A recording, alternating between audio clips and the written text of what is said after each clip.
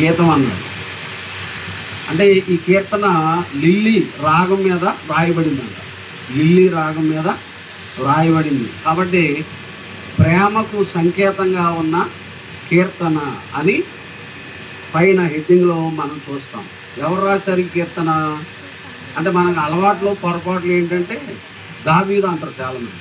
అంటే కీర్తనల గ్రంథంలో కొన్నిసార్లు 90 కీర్తన దావీదు గారు ఇలా చెప్పారంట. అన్ని కీర్తనలు దావీదు రచించినవి కాదు. ఇందులో కోరా కుమార్ రచించారు, మోషే రచించాడు, సొలొమోన్ రచించాడు, ఇంకా మరికొంతమంది రచించిన కీర్తనలు. ఎక్కువ కీర్తనలు దావీదు రాశాడు కాబట్టి దావీదు కీర్తనలు అంటారు. ఇది కోరహు కుమారుల కీర్తన. కోరహు కాదు, మరలా కోరహు కుమారుడు. కోరహు చనిపోయాడు. సంఖ్యాకాండంలోనే దేవునికి వ్యతిరేకంగా మోషేకి వ్యతిరేకంగా లేచినందుకు దేవుని ఉగ్రతకు గురైపోయాడు. కానీ వారి కుమారులు తండ్రిని అనుసరించలేదు.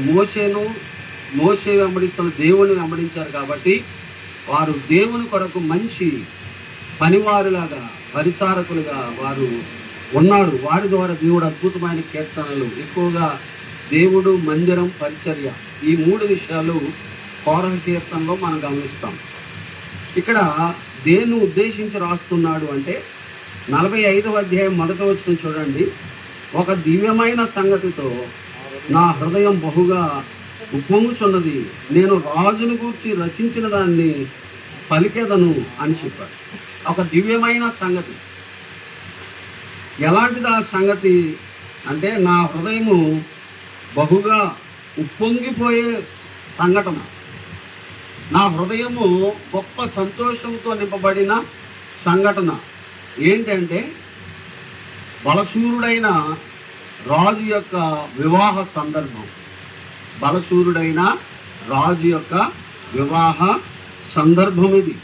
1 నుండి 9 వచనాలు రాజు గురించి రాశాడు. 1వ వచనం నుండి 9వ వచనం వరకు రాజు గురించి, అంటే వరుడైన రాజు గురించి ప్రస్తావన చేయబడిన మాటలు కనబడతాయి. 10వ వచనం నుండి 17వ వచనం వరకు రాజుకు భార్యగా వధువుగా సిద్ధపడుతున్న కుమారి కొరకు వ్రాయబడిన మాటలు. అంటే ఈ 45వ కీర్తనలో 2 ప్రాముఖ్యమైన పాత్రలు ఉన్నాయి. ఒకటి వరుడు, ఒకటి వధువు, ఒకటి రాజు, మరొకటి రాణి అన్నమాట. కాబట్టి ఈ బలశౌర్యములు కలిగిన రాజు, బలశూరుడైన రాజు యొక్క వివాహాన్ని మదిలో జ్ఞాపకం చేసుకున్నప్పుడు అసలు కోరాహు హృదయం అంట చెప్పలేని ఆనందం, సంతోషంతో వచ్చి ఏమైనా త్వరగా ఈ మాటలన్నీ కూడా రాయాలి. తన హృదయ అంతరంగంలో నుండి పెళ్లి బుక్కుతున్న ప్రతి మాట కూడా వ్రాయాలని ఆతృతతో, ఆరాటంతో త్వరపడి ఈ మాటలు రాశాడు. ఎంత ఆనందం, ఎంత సంతోషం చూడండి. సాధారణంగా వివాహం అంటే మరి అందరికీ సంతోషమే కదండి. ఆ ఇంటి వారికి, ఆ తల్లిదండ్రులకు, వారి రక్త సంబంధులకు, ఇంకా ఇంటిలో యవన బిడ్డలు ఉంటే వాళ్ళకి ఇంకా చెప్పవసరం లేదు. ఎంతో ఆనందం, ఎంతో సంతోషం. అలాగే వివాహం కొరకు సిద్ధపడిన వరుడైన వధువైన వాళ్ళు కూడా ఏం చేస్తారంటే సంతోషిస్తారు. ఎందుకంటే కొన్ని సంవత్సరాలు దాని కొరకు కనిపెడతారు, ప్రార్థన చేస్తారు. మరి వారి జీవితాల్లో చాలా ప్రాముఖ్యమైన ఘట్టం అది. కాబట్టి వివాహం అంటే మాకు సంతోషం లేదు అనేవాళ్ళు ఉండరేమో. అంటే కొన్ని సందర్భాలు అనొచ్చేమో, కానీ వాస్తవంగా దేవుని సంకల్పంలో వెళ్ళినప్పుడు దాన్ని ఆస్వాదించి ఆనందించేవారు కానీ దుఃఖపడటం అనేది సాధారణంగా ఉండదు. ఎందుకంటే వివాహం అనే మాట దేవుని మనసులో వచ్చింది కనుక. వివాహ కార్యక్రమం అనేది దేవుని హృదయంలో వచ్చింది కనుక ఆనాడు ఏదేను వనములో అదాము ఒంటరిగా ఉండడం చూసి సాటి అయిన సహాయాన్ని నేను చేయాలి అనుకుని అదాములో నుండి ఒక ప్రక్కటముకు తీసి అవ్వమ్మను చేసి ఎక్కడెక్కడో చేసి వారిద్దరిని ఒక చోట సమకూర్చి వారికి వివాహ బంధాన్ని దేవుడు ఏర్పాటు చేశాడు. సాధారణ వివాహము ఓ చెట్టు కింద జరిగిందని చెట్టు ఆకులు కడతా ఉంటారు కదా.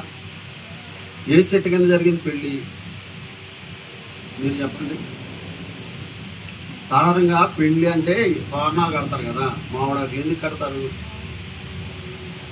అంటే వారు తెలిసిన సిద్ధాంతంలో మామిడి చెట్టు కింద పెళ్లి చేసుకున్నారు. కానీ బైబిల్ సిద్ధాంతంలో తోటలో పెళ్లి జరిగింది, కానీ ఏ చెట్టు ఎక్కడ కూడా రాయబడింది. కాబట్టి మనం ఆకులు కట్టుకోవాల్సిన పని లేదు. కాబట్టి తోటలో దేవుడు చల్లటి పూట మరి ఆ వివాహ కార్యక్రమం జరిగించాడు. 2వ అధ్యాయంలో ఆ కానా వివాహంలో యేసుప్రభువే ప్రత్యక్షంగా పాలిపంపులయ్యాడు. 19వ అధ్యాయంలో రేపు పరలోక సంబంధమైన వివాహాన్ని గురించి మనము చదువుతున్నాం. కాబట్టి వివాహం ఎందుకు మరి ఘనమైనది, గొప్పది. కార్డులు ఏం రాస్తారంటే వివాహం అన్ని విషయములలో ఘనమైనది అని రాస్తారు. కానీ బైబిల్ ఏముందో చెప్పండి మీరు, బైబిల్ ఏముందో చెప్పండి మీరు. 7 కార్డు మీద కూడా అదే కొట్టించారు, అన్నీ తీసేయండి అని చెప్పారు. వివాహం ఘనమైనది కాదు, ఘనమైనదిగా ఉండాలన్నాడు. కాబట్టి చూడండి, ఏప్రిల్కి రాసిన పత్రిక 13వ అధ్యాయంలో 4వ వచనం చూడండి. వివాహం అన్ని విషయములలో ఘనమైనదిగాను అన్నాడు. ఏంటంట, వివాహం అన్ని విషయంలో ఘనమైనది కాదు, ఘనమైనదిగాను అన్నాడు. అంటే అర్థం ఏంటంటే వివాహాన్ని మనం అందరం ఘనపరచడం వలన వివాహం ఏమవుతుంది చెప్పండి, ఘనమైనదిగా మారుతుంది. అంతేగాని ఊరికి ఎడ్డింగ్లు పెట్టుకుంటే అవదు. మనం కొటేషన్లు పెడతాం, కానీ కొటేషన్లో ఉన్న కొలతల్లో మనం ఉంటాం. కాబట్టి ఈ విషయాలు మనం ఆలోచన చేస్తూ ఉన్నాం. 45వ అధ్యాయంలో రాజుగారు వివాహ ఉత్సవ ఆనంద సంతోషాలతో కోరహు ఈ మాటలు రాస్తున్నాడు. అయితే మనం కుమారి గురించి మాట్లాడుకుందాం. అంటే సోని 10వ వచనంలో ఏమన్నాడు, కుమారి ఆలకించుము, ఆలోచించి చెవియొగ్గుము, నీ స్వజనమును నీ తండ్రి ఇంటిని మరువుము అని చెప్పాడు కదా. నువ్వు ఆలోచన చేయాలి, ఆలకించాలి. ఎవరిని మరవాలంట, అక్కడున్న మాట చెప్పు, ఎవరంట, నీ స్వజనమును నీ తండ్రి ఇంటిని అన్న. నీ స్వజనమును అంటే రేపు నుంచి ఇది మా ఇల్లు ఇక్కడ ఉంది జొన్నరుగుడు కాలనీలో అనకూడదు. టెక్కినరుగుడు వెళ్ళిన తర్వాత మళ్ళీ టెక్కినవారుగుడు వెళ్ళాక టెక్కులు మొదలెట్టామని కుదరదు కదా. మర్చిపోవాలంట. ఇప్పటి వరకు ఇక్కడ ఈ రాత్రి ప్రధానంతో అయిపోయింది, ఇక ఇక్కడితో సంగతి. నీకు ఎప్పుడైనా చుట్టం చూపుగా వచ్చి వెళ్ళటమే తప్ప మా ఊరు అంటే కుదరదు. నీ ఊరు ఏ ఊరు అంటే ఏ ఊరు అని చెప్తావు రేపు నుంచి. ఇవాళ మాత్రం ఈ ఊరే. ఇప్పుడు చెప్తుందా అంట, చూడండి, మా ఊరని చెప్తున్నా. టెక్కిన వారు కూడా నిజమే కదా. మర్చిపోవాలంట. అక్కడ అన్నాడు, నీ స్వజనమును నీ తండ్రి ఇంటిని కూడా నువ్వేం చేయాలంటే మరిచిపోవాలి అని చెప్పాడు. సాధారణంగా ఆడపిల్లలు తండ్రి ఇల్లు అంటే బాగా మక్కువ ఎక్కువ కదండి. పుట్టిల్లు అంటే చాలా మక్కువ ఎక్కువ. ఈ మధ్యన సోషల్ మీడియాలో కొన్ని పోస్టులు పెడతా ఉంటారు. అత్తగారింటికి వెళ్ళేటప్పుడు ఆడపిల్ల, అమ్మగారింటికి వెళ్ళేటప్పుడు ఆడపిల్ల అని పోస్టులు పెడతా ఉన్నప్పుడు నేను కొన్ని చూస్తూ ఉన్నాను. అత్తగారింటికి వెళ్ళేటప్పుడు రెడీ అవుతున్నా ఆగు అంటారంట, కదలన్నారనమాట అత్తగారింటికి వెళ్ళాలంటే. అదే అమ్మగారింటికి వెళ్ళాలనుకోండి, తెల్లారుజామునే లేచిపోయి నువ్వు లెగవేంటి అంటారంట ఎవరిని. మళ్ళీ తిరిగి వెళ్ళేటప్పుడు కూడా అత్తగారింటికి వెళ్ళింది అనుకో, మన ఇంటికి ఎప్పుడు వెళ్దాం అంటదంట. ఇల్లు కాడి నుంచే అమ్మగారింటికి వచ్చాడు, అప్పుడే వెళ్దామా, ఒక రోజు ఉందాం అంటారంట.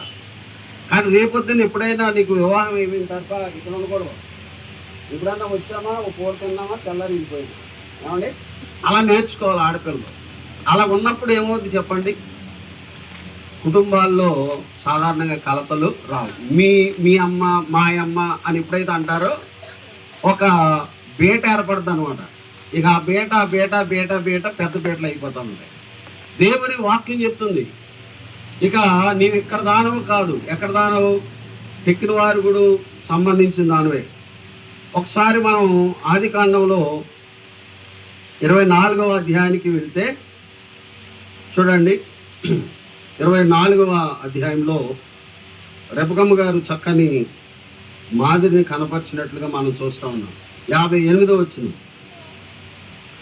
రెబెక్కను పిలిచి ఈ మనుషునితో కూడా వెళ్ళదవా అని ఆమెను అడిగినప్పుడు వెళ్ళేదను అన్నదంట. ఏమంది? ఇక్కడ ఎలియాజరు ఇస్సాక్కి భార్యను వెతకడానికి వెళ్ళాడు, మేనమామ ఇంటికి వెళ్ళాడు. మొత్తానికి ఆమెను చూశాడు, అంతా అయిపోయింది. నన్ను త్వరగా పంపిస్తే నేను మీ అమ్మాయిని తీసుకుని వెళ్ళిపోతాను మా యజమానుడు కుమారుడు కొరకు అని అంటే, ఇప్పుడు అన్నయ్య తండ్రి పిలిచి మరి ఇతను కూడా నువ్వు వెళ్తావా అంటే ఏమంది? వెళ్ళేదను అని చెప్పింది. ఇప్పుడున్న రోజులకి అప్పుడున్న రోజులకి వ్యత్యాసం ఏంటి చెప్పండి? ఇప్పుడున్న రోజులకి అప్పుడున్న రోజులకి వ్యత్యాసం ఏంటి?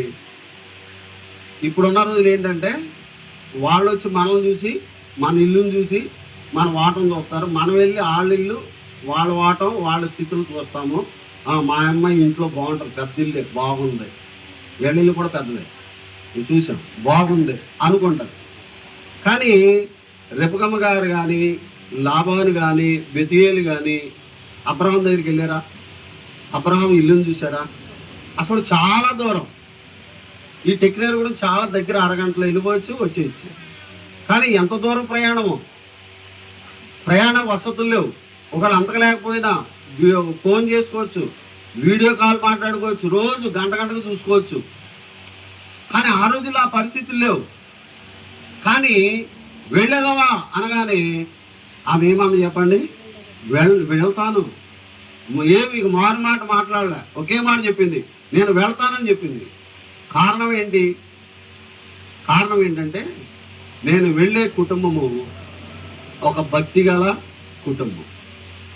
ఎలా తెలిసింది ఈమెకి అంటే, ఎలియాజరు ఏం చేశాడు? ఆ బావి దగ్గర మోకరించి ప్రార్థన చేశాడు. ఒంటెలు కూడా ఏం చేసినాయి? మోకరించినాయి. ఆ దృశ్యం ఏమి చూసింది? ఇదిగో నా యజమాని కుమారుని భార్య కొరకు నేను వచ్చాను, దేవుడు నడిపించాడు, నా దాసుడు నా యజమానుడు ఎంతో దేవుని చేత ఆశీర్వదించబడ్డాడు, పశుమందలు దాసులు ఎంతో మంది ఉన్నారని అతడు సాక్ష్యం ఇచ్చినప్పుడు ఆ సాక్షిని నమ్మింది. ఎవరిని బట్టి అంటే ముఖ్యంగా దేవుని బట్టి మనం ఆ మాటను ఏం చేయాలంటే సమ్మతించాలి. మొదటిది, రేపటి నుండి నీ మనసు నీ ఆలోచన ఎక్కడ ఉండాలంటే నీ స్వజనం మీద ఉండకూడదు, నీ తండ్రి ఇంటి మీద ఉండకూడదు. మరి ఎవరి మీద ఉండాలి? 11వ వచనం, ఈ రాజు నీ ప్రభు అన్నాడు. ఎవరు? ఈ రాజు అంటే రాజు వివాహ సందర్భాన్ని గురించి కదా ఈ కీర్తన. కనుక ఈ రాజు అన్నాడు అంటే నీ భర్త. రేపటి నుండి నీ మనసు ఎవరి మీద ఉండాలి? నీ భర్త మీద ఉండాలి. రేపటి నుండి ఆ భర్త ఇంటి మీద ఉండాలి, ఆ భర్త స్వజనుల మీద ఉండాలి. అక్కడ ఉండి ఏం చేయమన్నాడు? నమస్కరించాలంట. 11వ వచనంలో ఈ రాజు నీ ప్రభు, అతడు నీ సౌందర్యమును కోరినవాడు, అతనికి నమస్కరించాలి. అంటే అర్థం ఏంటంటే భర్తగా చేయబడబోతున్న రవీంద్రకు రేపటి నుంచి నువ్వేం చేయాలంటే లోబడి ఉండాలి, విధేయత కలిగి ఉండాలి. అతని మీద ఏం చూపించాలంటే ప్రేమను చూపించాలి. నీ మనసులో అతను మాత్రమే ఉండాలి, వేరొకరు ఉండడానికి వీలు లేదు అని జ్ఞాపకం చేస్తూ వచ్చాడు. అతను అంటే అర్థం ఏంటంటే అతని ఇంటి వారి మీద కూడా నీ మనసు ఉండాలి. ఒక మాట కీర్తనల గ్రంథం చూడండి. కీర్తనల గ్రంథంలో మనం జ్ఞాపకం చేసుకుంటున్నప్పుడు 31వ కీర్తన 11వ వచనం చదువుతున్నాం. 31వ కీర్తన 11వ చరణం. ఆమె పెనిమిటి ఆమె యందు నమ్మకముంచును అన్నాడు. అంటే నీవు నీ భర్తగా కాబోతున్న రవీంద్రకు నీ విధేయత లోబడి జీవిస్తూ ఉన్నప్పుడు అతను కూడా నీ మీద ఏముంచుతాడంటే నమ్మిక ఉంచుతాడు అనే మాట జ్ఞాపకం చేయబడుతూ ఉన్నాం. అంత మాత్రమే కాకుండా మొదటిది నీ స్వజనులను విడిచిపెట్టాలి, రెండవది నీ రాజు మీద నీ మనసు ఉండాలి, మూడోది అతనికి నువ్వు లోబడి నువ్వు జీవించాలి అని చెప్పాడు. ఎఫెసీ పత్రిక 5వ అధ్యాయంలో అన్నాడు, భార్యలారా మీ భర్తలకు లోబడి ఉండండి. భర్తలారా మీ భార్యలను ప్రేమించండి. వాక్యం ఎంతమందికి తెలిసి ఎత్తండి ఈ వాక్యం. నేను చెప్పిన వాక్యం ఎంతమందికి తెలుసు చేయొద్దండి. మీకు తెలియదండి సోరయ్య గారు, మీకు కూడా తెలియదు సుందరం గారు. ఏమ్మా తెలుగులోనే చెప్పానా ఇంగ్లీష్లో చెప్పానా? నాకు ఇంగ్లీషే రాదు, ఏం మాట్లాడండి. ఇంకా మీరు అంతా ఇంగ్లీష్ మీడియం అనుకుంటా. మనకేం తెలుసు బాగా చెప్పండి? ఎందుకు అడిగానో తెలుసా? నేను వాక్యం అడిగితే కంఠస్థం చెప్తారు అందరూ. మన సంఘాల్లో అసలు ఊరికే ఇంకా రిఫరెన్స్ ఆ వరుస వచ్చినప్పటికి మీరే రిఫరెన్స్ చెప్తారు. రిఫరెన్స్లు అలవాటు అయినాయి, వాక్యం అలవాటు అయింది, కానీ ఆ వాక్యం ఎక్కడికి రావట్లేదు చెప్పండి? మన జీవితాల్లోనికి రావట్లేదు. రేపు పొద్దున్న నుండి మీరమ్మ గారు అనవచ్చు ఏమనంటే, మనం ఆయన ఆయన అంటామేంటి, అప్పుడే బంగారం అయిపోయాడండి మీ ఆయన, మేము అంత సేదైపోయామా అని అనకూడదు. మీరమ్మ గారు పెళ్ళిందుకు చెప్పాను, నీ దగ్గర పెట్టుకోవడానికి కాదు. ఎవరి దగ్గర పెట్టుకోవడానికి చెప్పండి? అన్నారా మీరు? అంటలేదా? మీ పిల్లలు పెళ్లి చేశారనుకోండి, మా ఆయనకి అన్నం ఒక అత్మానం ఆయన ఎక్కడ చోట తింటాడులే, ఎక్కువైపోయడం మీ ఆయన మాకంటే అని అనకూడదు. మంచిదమ్మా, భర్తను అలాగే చూసుకోవాలని వెంటనే ఏం చేయాలంటే బండి మీద ఆటో ఎక్కి పంపించేయాలి. అది పద్ధతి. మనమేమో ఎదుటోడికేమో పనికి మాని సలహాలు ఇస్తాం, మన దగ్గరికి వచ్చేటోడికి మాత్రం దాన్ని పాటించాలి. మీరు ఏమనుకోకండి, పాస్ట్ గారు ఏంటి పెళ్లి కనిపిస్తే తిడుతున్నాడు అనుకోకండి. నా లక్షణమే అది. ఎందుకంటే నాటుకోవాలండి, మనసులో నాటుకోవాలి మా వాక్యం. భర్తలను ఎంతమంది గౌరవిస్తున్నారు, భార్యలను ఎంతమంది ప్రేమిస్తున్నారు ఇవాళ అంటే పెళ్ళైన కొద్ది రోజులే కనబడుతున్నాయి, కానీ ఆ తర్వాత ఎవరి స్వార్థమో వాళ్ళది. భార్యకి ఒక అకౌంట్, భర్తకి ఒక అకౌంట్. కామన్గా ఉండటం అది వేరే సంగతి, కానీ పర్సనల్ అకౌంట్లు ఉంటాయి అనుకోండి కదా. కాబట్టి ఆలోచన చేయండి. భార్య భర్తల పట్ల ఆనందం సంతోషం ఉండాలంటే డబ్బును బట్టి కాదు, బంగారాలు బట్టి కాదు. అవేమీ మనకి నిజమైన సంతోషాన్ని ఇవ్వండి. కానీ ఒకరి ఎడల ఒకరు ప్రేమ విధేయతలు కలిగి ఉన్నప్పుడు ఆ కుటుంబము చిన్న సైజు హెవెన్ అంతే. కొంతమంది అంటారు, అమ్మో ఇంటికి వెళ్ళొచ్చు కదంటే, ఇంట్లో అడిగి పెడితే నరకంలో అడిగిపెట్టినట్రా అంటే ఆడికి ఎలా ఉంది ఇల్లు? ఇంట్లోకి ఎత్తానేమో నీ భర్త నువ్వు బతకనవు, అందుకని ఆ రోడ్డు మీద తిరుగుతాడు. మళ్ళీ ఇంటి పక్కలోడికి ఏం చెప్తావు? మా ఆయన ఇంటి పట్టినేమో ఉంటాడు, నువ్వే చెప్తావు మళ్ళా. చూసారా ఎలా ఉన్నాయో? ఎందుకంటే అనుభవంతో చెప్తున్నా. బోళ్ళు వస్తాయి కేసులు నా దగ్గరికి వెళ్ళండి, అందుకే చెప్తున్నా. నువ్వు అలా ఉండకూడదు. నీ అమ్మ ఉండమన్నా నువ్వు ఉండకూడదు. నీ మనసు అంతా ఎక్కడ ఉండాలా? తిట్టినా కొట్టినా గుమ్మం పట్టుకోవాలంటే గుమ్మం విడిచిపెట్టకూడదు. ఏమని సరే ఎన్ని రోజులు తిడతారు చెప్పండి? ఎన్ని రోజులు పడతారు? సరే ఆ అమ్మాయి అంత మంచిదిరా అని చివరికి వాళ్ళ తల్లిదండ్రులు గుద్దేడతారు, గట్టి పెడతారు. కాబట్టి ఇక్కడ దేవుని వాక్యంలో మనం జ్ఞాపకం చేసుకుంటున్నప్పుడు గుణవతి అయిన భార్య దొరుకుట అరుదు, అది ముత్యము కంటే అమూల్యమైనది. గుణం ముఖ్యం అన్నమాట. ఇది చాలా ప్రాముఖ్యం. కాబట్టి ఒకటి, నీ స్వజనులను నీ తండ్రిని విడిచిపెట్టు. 2, కాబోయే నీ భర్తకు విధేయత కలిగి జీవించు, వారి ప్రేమను మనను పొందాలని చెప్పాడు. అలా చేసినప్పుడు ఏం జరుగుతుంది అంటే 12వ వచనంలో చెప్పాడు చూడండి. 45వ కీర్తన 12లో, తూర్య కుమార్తె నైవేద్యం తీసుకుని వచ్చును, జనులలో ఐశ్వర్యవంతులు నీ దయను ఎవరి దయ ఎదుగుతారు? నీ దయ ఎదుగుతారు. అంటే దేవుడు నిన్నేం చేశాడు అనమాట? దీవిస్తాడు, ఆశీర్వదిస్తాడు. దేవుని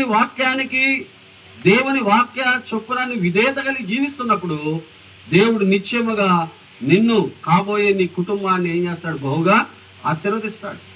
128వ కీర్తనలో అన్నాడు, యెహోవా యందు భయభక్తులు గలవారు ఎలాగున ఆశీర్వదించబడతారు. అక్కడ చరణాలన్నీ మీరు ఎత్తుక్కోండి.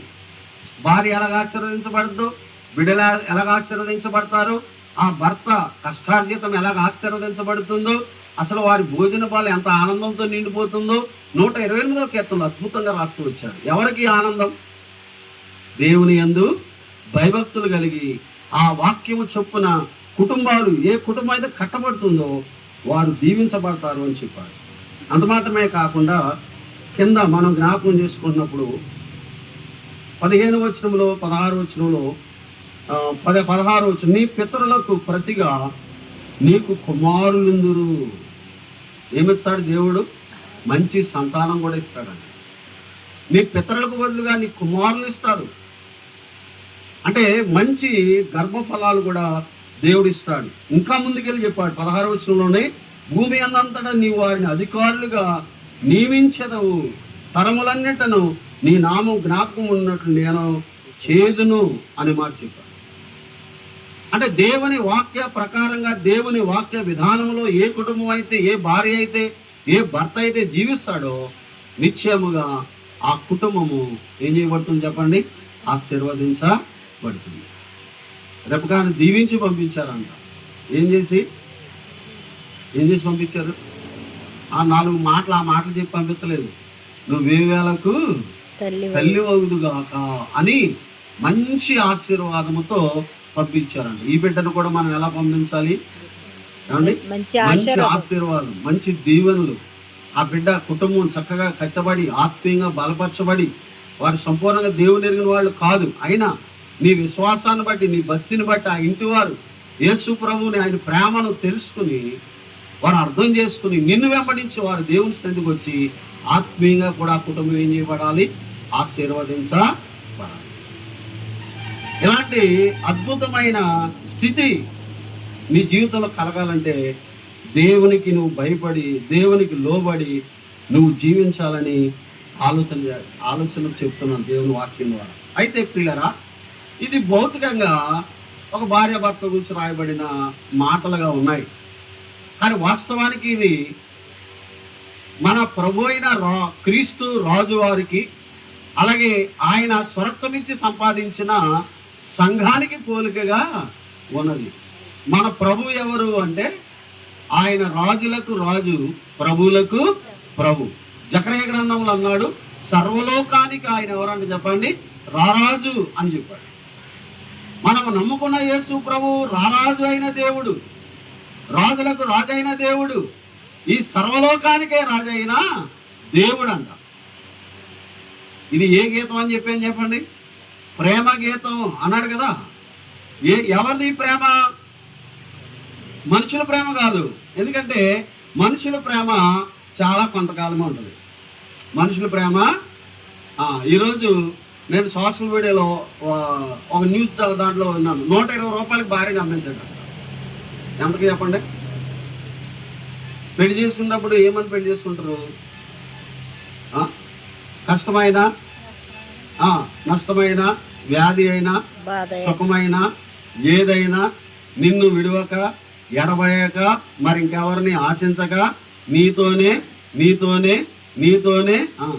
చెప్పండి. తర్వాత మాట ఏమంటారు? చెప్పరే మీరు అందరూ? అర్థం కాలేదు నేను అన్నది. మీరు చేయలేదా ప్రమాణాలు? చేశారా చేయలేదా? మామూలు తాళి కట్టిస్తారా? నీతోనే కాపురము ఏం చెప్తారని చెప్పండి అందరూ కూడా. రేపొద్దు నీ అమ్మాయి కూడా చెప్పుద్ది. ఏమని చెప్పుద్ది? నీతోనే కాపురం చేద్దాని. పెళ్ళైన 3 రోజులకో, 4 రోజులకో, వారం రోజులకో ఇవి అడిగింది తేలేదనుకో, ఆ మాత్రం దానికి నన్ను ఎందుకు పెళ్లి చేసుకున్నా అనకూడదు. సాధారణంగా ఆడవాళ్ళు ఏమంటారంటే కోపం వచ్చినప్పుడు, ఆ మాత్రం తేలనుడు వాళ్ళు నువ్వు పెళ్ళి ఎందుకు తీసుకున్నావు ఏంటి అంటే, మగవాడు పెళ్లి చేసుకునేందుకు నీకు నువ్వు అడిగింది తెచ్చి పెడతాక. అంటే పెళ్ళి అంటే వీళ్ళకి ఇలాగ అర్థమైంది. అంటే దాని అర్థం ఏంటంటే భార్యాభర్తల ప్రేమలు శాశ్వత కాలము ఉండవు, తల్లిదండ్రుల ప్రేమలు శాశ్వత కాలము ఉండవు. లోకంలో ఎవరి ప్రేమలైనా కొద్ది కాలమే, కొద్ది సమయమే. కానీ యేసయ్య ప్రేమ ఎంతకాలం ఉంటుందంట? శాశ్వత కాలం. ఇర్మీయా గ్రంథంలో అన్నాడు, శాశ్వత కాలము నేను నిన్ను ప్రేమిస్తూ ఉన్నాను. యోహాను సువార్త 13వ అధ్యాయంలో అన్నాడు, అంతం వరకు నేను వారిని ప్రేమిస్తాను. దేవుని ప్రేమ ఎప్పుడు కూడా పరిమితమైంది కాదు, లిమిటెడ్ లవ్ కాదు. అపరిమితమైన, అన్లిమిటెడ్ అంటున్నారు కదా ఇప్పుడు, అలాగా అపరిమితమైన ప్రేమ, శాశ్వతమైన ప్రేమ, నిత్యమైన ప్రేమ, ఎడబాయని ప్రేమ యేసయ్య. ఎందుకు అనంటే వాస్తవానికి మనం దేవుని ప్రేమించలేదు, కానీ దేవుడే మనల్ని ప్రేమించి మన కొరకు ఆ మహామహిమను వీడి మానవుడిగా వచ్చి కల్వరి శిలువలో ప్రాణం పెట్టారు, రక్తం కార్చి సజీవుడిగా తిరిగి లేచారు. 3:16 యోహాను సువార్తలు అన్నాడు, దేవుడు లోకమును ఎంతో ప్రేమించెను కాగా తన అద్వితీయ కుమారుని యందు విశ్వాసం ఉంచి వారు నశింపగా నిత్య జీవం పొందినట్లు ఆయనను అనుగ్రహించారు. యోహాను మొదటి పత్రిక 3:16 అన్నాడు, ఆయన మనల్ని ప్రేమించి మన నిమిత్తం తన ప్రాణం పెట్టెను, ఇందును బట్టి ప్రేమ ఎట్టిదో అర్థమవుతుంది అన్నాడు. అంటే యేసయ్య ప్రేమ ఎలాంటిదంటే బాహ్యమైన స్థితిని చూసి ప్రేమించేది కాదు. ఎర్రగా ఉన్నాడా, ఎత్తుగా ఉన్నాడా, అందంగా ఉన్నాడా, కర్లింగ్ హెయిరా, ఇన్ని ప్రశ్నలు వేస్తారు. దేవుణ్ణి నమ్ముకున్నాడా అని అడుగుతారా? సంబంధాలకు వెళ్ళినప్పుడు ఓయ్ శాసమ్మ చెప్పు బీసిపోయింటారు కానీ నువ్వు ఎదరు కూర్చున్నావు జాగ్రత్త. సంబంధాలకు వెళ్ళినప్పుడు మొదటి ప్రశ్న ఏమి వేయాలి? ఎవరైనా ఏమండే ఏమేయాలి? మీరు ప్రభువుని నమ్ముకున్నారా? మీరు సంఘానికి వెళ్తారా? మీరు ఏ చర్చికి వెళ్తారు? అలాగైతే ఆ పాస్టర్ గారి నెంబర్ మాకు ఇవ్వండి. మీరు ఎంక్వైరీ ఎవరిని చేయాలి? ఊరోళ్ళు కాదు, ఆ సంఘం పాస్టర్ గారితో మీరు మాట్లాడాలి సంగతులు. అవునా కదా చెప్పండి? సాధారణంగా ఈనాడు చాలామంది వీటిని ఆలోచన చేయరు.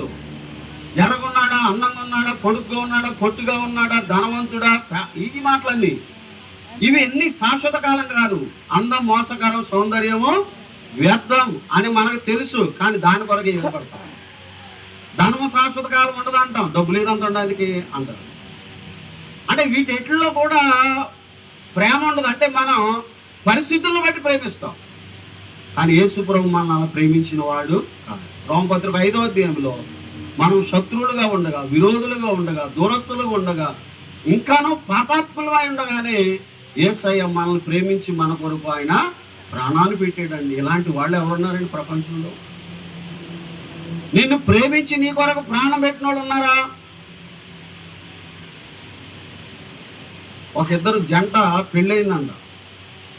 పెళ్ళైనా మొదటి రోజు అనుకున్నారంట, అసలు మన ప్రేమ ఇలాగే శాశ్వత కాలం ఉండాలి అని ఈవిడ చెప్తుందంట. ఆయన అన్నాడంట, నేను సచ్చినా సత్తాను కానీ నేను ఏమాత్రం కూడా బాధ పెట్టను, అంతగా ప్రేమిస్తాను అన్నాడంట. సరే హనీమూన్లు పెట్టుకున్నారు ఈ మధ్యన, మూన్లు హనీమూన్లు. ఒక ఫారెస్ట్ ఏరియాకి వెళ్ళారంట. ఇద్దరు సాయంకాలం వేళ సరదాగా చేతులు పట్టుకుని ఒక అడుగులో నడుచుకుంటూ వెళ్తున్నారంట. ఎలుగుబండి వస్తున్నాడు ఎదురుగుండా. ఆ రాత్రి ఏమనుకున్నారు వీళ్ళు? సాగు తప్ప మనల్ని ఏది ఎడలేదు, నేను నిడిచిపెట్టు, నువ్వు నన్ను నిడిచిపెట్టు, అంతగా మనం ప్రేమించుకుందాం అనుకున్న వాళ్ళు ఆ ఎలుగుబండి చూసేవాడికి ఆడు గప్పగా పరిగెత్తుకెళ్ళి చెట్టు ఎక్కాడు. ఆడు చెట్టు ఎక్కడో చెక్కాడు. ఏమో చెట్టు ఎక్కడో రాదు, ఏం చేద్దాం ఇక? అదేమో దగ్గరికి వచ్చేస్తుంది. ఈమె ఆడవాళ్ళు తెలివైన వాళ్ళు కదా, ఏమైనా మగవాళ్ళు పిరుకోళ్ళు అయితే ఆడవాళ్ళు చెప్పాలి మీరు తెలివైన వాళ్ళు. ఎముకలోండి వచ్చారు మీరు, మేము మట్టిలోండి వచ్చాం బొరలేని వాళ్ళు. మీరేమో ఎముకల్లోండి వచ్చారు. కాల్షియం ఎక్కువ ఉంటుంది, హార్డ్ వర్క్ ఎక్కువ ఉంటుంది, గట్టిగా ఉంటుంది. ఆమె మంచి ఆలోచన అంటే బిగబెట్టేసి ఊపిరి పడిపోయిందండి కింద. ఊపిరి పీల్చుకోకుండా బీసిపోయిందన్న పడిపోయిందంట. ఆ ఎలుగుబంటి వచ్చి వాసన చూస్తుందంట, ఊపిరి ఎక్కడ ఆడతలేదు. చూసి చూసి ఇది ఏందో అనుకుని వెళ్ళిపోయిందంట. ఈలోపు అయ్యగారు చెట్టు పైన దిగొచ్చి, ఎలుగుబంటి ఏదో చెవులో చెప్పిందే నీ దగ్గరికి వచ్చి ఏంటి చెప్పానంట. ఎంత పిరికేదవదే, నువ్వు ఎలా పెళ్లి చేసుకున్నావు అని చెప్పింది, అది వీటితో అసలు వెళ్ళొద్దని చెప్పింది అన్నాడు. చూసారా? అంటే మనం అనుకుంటాం, కానీ పరిస్థితులు వచ్చినప్పుడు నిలబడలేము. కానీ ఎప్పుడు నిలబడాలి చెప్పండి? భర్త భార్య ఎప్పుడు నిలబడాలంటే కష్టములో, నిందల్లో, అవమానాల్లో, అనారోగ్య పరిస్థితుల్లో ఎవరన్నా లేకపోయినా పక్క పక్కన ఎవరు ఉండాలండి? అది కొండంత బలం. ఒకవేళ మీలో ఎవరైనా అలాంటి పరిస్థితి లేకపోతే అలా ఉండండి. యేసయ్యను నమ్ముకుని యేసయ్య ప్రేమ మనలో లేకపోతే, మన ఇంట్లో లేకపోతే ఎవరికి దేవుని మాటలు చెప్తాం మనం? కాబట్టి యేసయ్య ప్రేమ, ఆయన రక్తం ఇచ్చి చనిపోయి సమాజం తిరిగి లేచాడు. ఇప్పుడు సంఘం అంటే ఆయన నమ్ముకున్న వారంటే ఎవరు? వధువు సంఘం అంటారు. అందుకని ఆయన స్వరక్తం ఇచ్చి సంపాదించిన జీవము గల దేవుని సంఘం. అలాగైతే ప్రియులరా, మనమందరం ఎవరికి లోపడాలి? ఇప్పుడు మీరు చెప్పాలి. మీ స్వజనులు విడిచిపెట్టాలి, మీ ప్రాంతం మీద మనసు పెట్టకూడదు. అంటే అర్థం ఏంటంటే, కొలసి పత్రిక 3:1 అన్నాడు కదా, భూ సంబంధమైన వాటి మీద మీరు మనసు పెట్టకండి, పైన వాటి మీదే మీరు మనసు కలిగి. ఎవరున్నారు పైన? చెప్పండి. సూర్యుడు, చంద్రుడు, నక్షత్రాలు ఉన్నాయా? ప్రభు అయినా యేసుక్రీస్తు వారు ఉన్నారు అక్కడ, రాబోతున్నారు ఆయన త్వరగా. మన వరుడు ఆయనే. కాబట్టి ప్రభుని నమ్మి ఈ లోకంలో మనం ఉన్నా కూడా మన మనసు ప్రభు వైపు ఉండాలి. మనం ప్రభు వైపు చూడాలి. ఆ ప్రభు, ఆ రాజు, ఆ రారాజు నా కొరకు ఎప్పుడు వస్తాడా అని మనసంతా ప్రభు మీద కేంద్రీకరించాలి. యూదుల ఆచార ప్రకారంలో ప్రధానమైన సంవత్సరాన్ని పెళ్లి చేస్తానండి. ఈ సంవత్సర కాలంలో ఈ పని ఏంటి అనుకున్నారు? ఆమె వివాహానికి సంబంధించిన వస్తువులు కానీ మరి ఏదైనా ఐటమ్స్ కావాలంటే ఆమె ఇంటికాడే ఉండి పెద్దవారి సలహాలు సూచనలతో వాటిని స్వయంగా సిద్ధపరచుకోవాలి. యూదులు ప్రత్యేకమైన వస్త్ర, ఇక్కడ కూడా మనకు రాయబడింది 45 కీర్తనలో కూడా చక్కగా నేయబడిన వస్త్రాల గురించి రాయబడి ఉంది. ఈ సంవత్సరం అంతా కూడా ఆ వరుడు కొరకు ఆలోచన చేస్తూ, మనసులో వివాహం కొరకు ఆలోచన చేస్తూ ఆమె కావలసిన వివాహ సిద్ధపాట్లు ఆమె అవ్వాలి. మనం రక్షించబడ్డాం, సంఘంగా భూమి మీద ఆరాధన చేస్తున్నాం. కానీ మనము ప్రభు కొరకై ఏం చేయబడాలి చెప్పండి? సిద్ధపడాలి. మన హృదయాలను సిద్ధపరచుకోవాలి, మన బ్రతుకులను సిద్ధపరచుకోవాలి. ఆ ప్రభు వైపు చూస్తూ ఆయనకు లోబడి ఆయన మీద మనము మనసు కేంద్రీకరించి మనం ముందుకు సాగాలి. ఎబ్రీ పత్రిక 12:1 అన్నాడు, విశ్వాసమునకు కర్త దాన్ని కొనసాగించేవాడైనా యేసు వైపు చూస్తూ ఓపికతో ఈ పందెపు రంగంలో నువ్వు ముందుకు వెళ్ళాలి అని చెప్పాడు. అంత మాత్రమే కాకుండా 19వ అధ్యాయం ప్రకటన గ్రంథంలో ఆ మాట చెప్పాడు చూడండి, 19:6లో అప్పుడు గొప్ప జన సమూహపు శబ్దమును, విస్తారమైన జలముల శబ్దం, బలమైన ఉరుముల శబ్దం కోరిన స్వరము, సర్వాధికారియు ప్రభువునకు మన దేవుడు ఏలుచున్నాడు, ఆయన స్తుతించుడి. గొర్రెపిల్ల వివాహోత్సవ సమయం వచ్చింది, ఆయన భార్య తన్ను తాను సిద్ధపరచుకొని ఉన్నది కనుక మనము సంతోషపడి ఉత్సహించి ఆయనను మహిమపరచదు అని చెప్పగా వెంటిని. మరి ఆమె ధరించుకొనుటకు ప్రకాశములు నిర్మలమునైన సన్నపు నారబట్టలు ఆమెకు ఇవ్వబడినవి, పరిశుద్ధుల నీతి క్రియలు. 45వ కీర్తనలో చక్కగా ఆ విషయాలు రాయబడ్డాయి. ఆమె ఏ విధంగా అలంకరించబడి సిద్ధపడిందో చెప్పాడు కదండి. 13వ చరణం చెప్పాడు 45:13లో, అంతఃపురమున రాజకుమార్తె కేవలం మహిమ గలది, ఆమె వస్త్రము బంగారు బుటా పని చేసినది, విచిత్రమైన పనిగల వస్త్రములు ధరించుకొని రాజునొద్దకు ఆమె తీసుకొని. ఎవరి కోసం ఈ సిద్ధపాటు? ఎవరి కోసం ఈ అలంకరణ? ఎవరి కోసం ఈ సిద్ధపాటు? చెప్పాలి. మీరేమనుకోకుండా ఒక మాట చెప్తారు. పురుషుడైనా స్త్రీలైనా ఎవరి కొరకు అలంకరించుకోవాలి? మీరు మోగోళ్ళ ఉంటే కుదరదు. పురుషుడైనా స్త్రీ అయినా ఎవరి కొరకు అలంకరించుకోవాలని చెప్తున్నారు. ఇప్పుడు ఏమో అలంకరించుకుంది ఎవరి కోసం? రోజు ఎలా ఉంటుందా? ఇవాళ ఎందుకోసం? ఆ వరుడు కోసం. వరుడు కొరకు ఇవేం చేయబడింది? అలంకరించబడింది. ఇదంతా బంగారమేనా? బంగారం కాదు, అలంకరించబడింది. నిజమే. ఇప్పుడే రోజు ఎలా ఉండదుగా. రేపు పెళ్ళి అయిపోయిన తర్వాత కూడా మళ్ళీ ఇదేలాగా రోజులా కూర్చుంది అనుకో, ఈమెకి ఏ దేవత పట్టింది అనుకుంటారు. అలా ఉండదు. ఇప్పుడు ఆడవారైనా మగవారైనా ఎవరి కొరకు అలంకరించుకోవాలి మీరు చెప్పాలి. చెప్తే నేను ప్రార్థన చేస్తాను, లేదంటే 1 గంట అయితే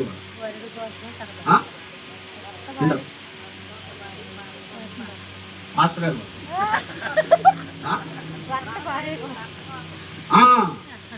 పాపం కాకినాడ ధనలక్ష్మి గారికి అర్థమైంది నేను చెప్పిన మాట, మిగిలిన ఎవరికి అర్థం కాదు. ఇప్పుడు భర్త అయినా భార్య అయినా ఎవరి కొరకు అలంకరించుకోవాలంటే భర్త భార్య కొరకు, భార్య. అబ్రహాము సారాన్ని చూసి ఏమన్నాడంటే, నువ్వు చక్కని దానవా నేను చూశాను అన్నాడు. అంటే ఆమె చక్కదనం ఎవరికి కనబడింది? ఊరోళ్ళకి కాదు, ఊరోళ్ళకి కాదు. ఎవరికి? భర్త అయినా అబ్రహాముకి. సరే, భర్త కొరకు భార్య, భార్య కొరకు భర్త అలంకరించుకోవాలి. మీరు ఇంట్లో ఎలా ఉంటారు చెప్పండి? మీరు ఇంట్లో ఉన్నవాడు ఎలా ఉంటారు?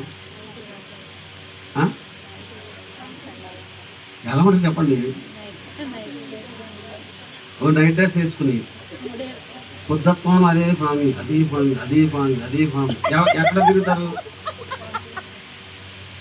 భర్త ఉంటాడు కదా ఇంట్లో, అదే నైట్ అదే పని చేస్తున్నప్పుడు అవుతాయి అనుకోండి, సరే తర్వాత ఏం చేయాలి, వేరు నీట్గా రెడీ అయి ఉండాలి కదా.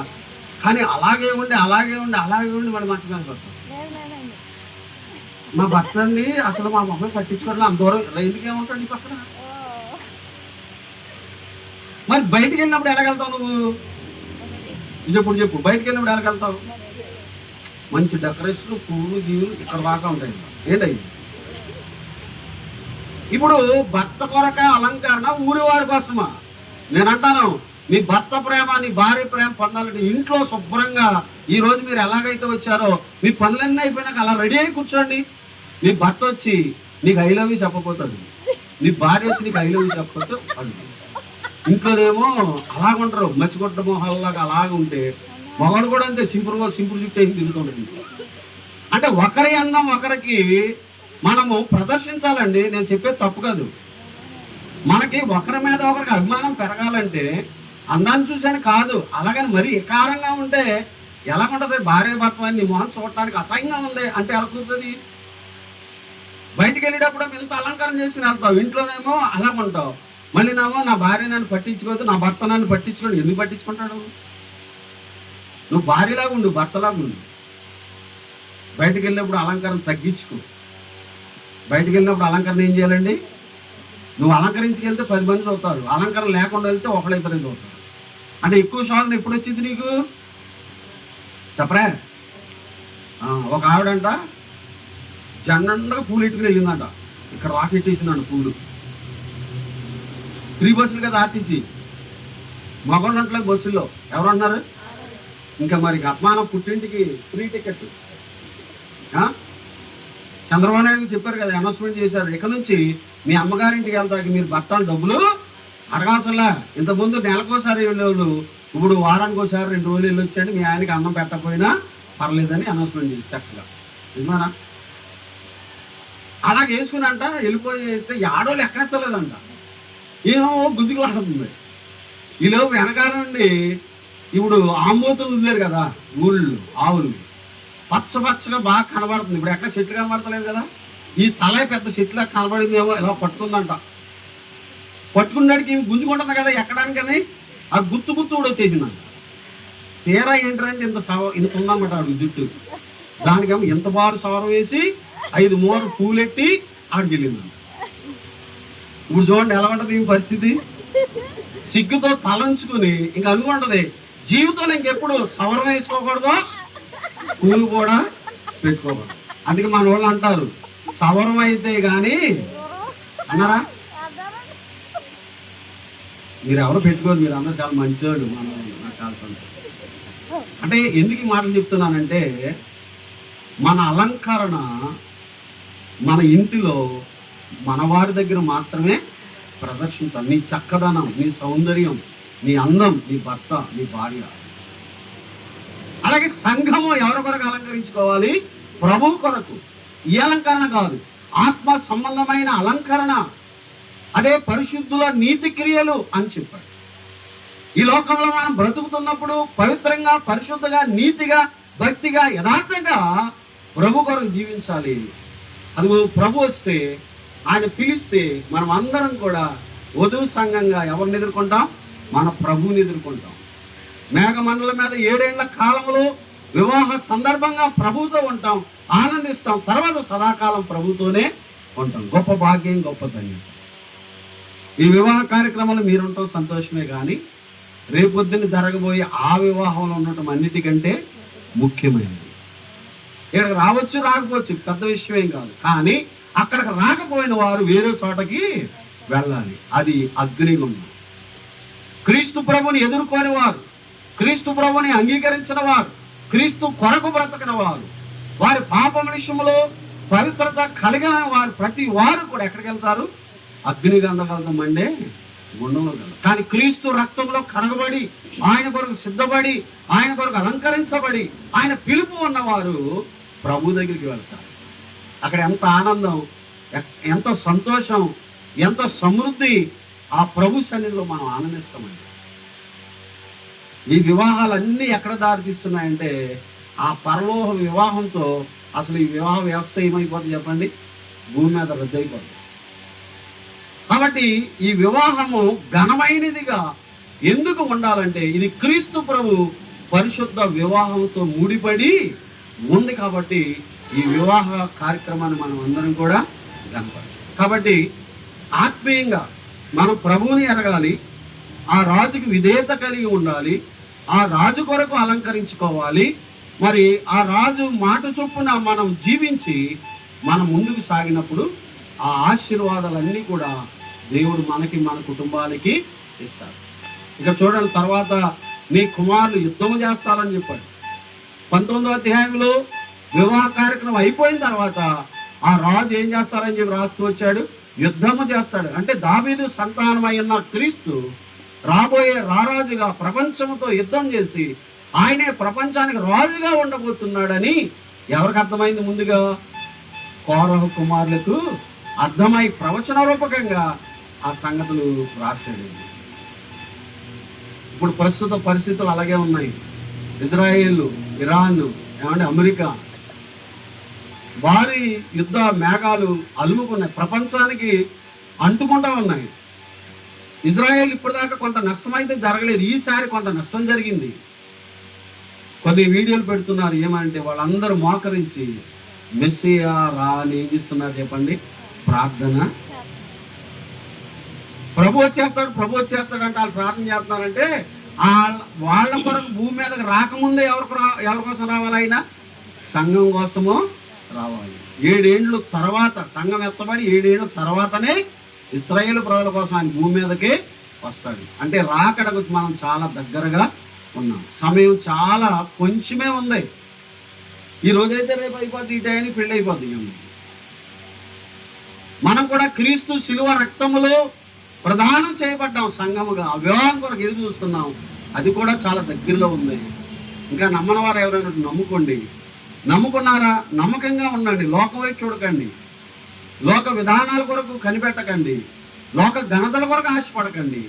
నేను ప్రభువుని ఏ విధంగా గణపరచాలని మాత్రమే ఆలోచన చేసి ఆత్మీయంగా సిద్ధపడి ప్రభు రాకడ కొరకై మనం ముందుకు సిద్ధపడదాము.